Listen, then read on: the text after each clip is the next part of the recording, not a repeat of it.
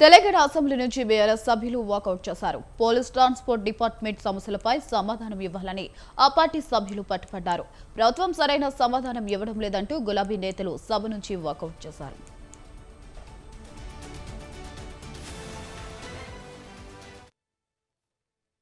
డిఏలు సరెండర్ లీవులు విడుదల చేయనందుకు నిరసనగా, పోలీసుల ఆరోగ్య భద్రతా పథకంపై ఒక మంత్రి గారు భరోసా ఇవ్వనందుకు నిరసనగా, అదేవిధంగా పోలీస్ శాఖలో 17,000 ఖాళీలు ఉన్నాయి, అవి నియామకం చేయాలని చెప్పి మేము కోరాం.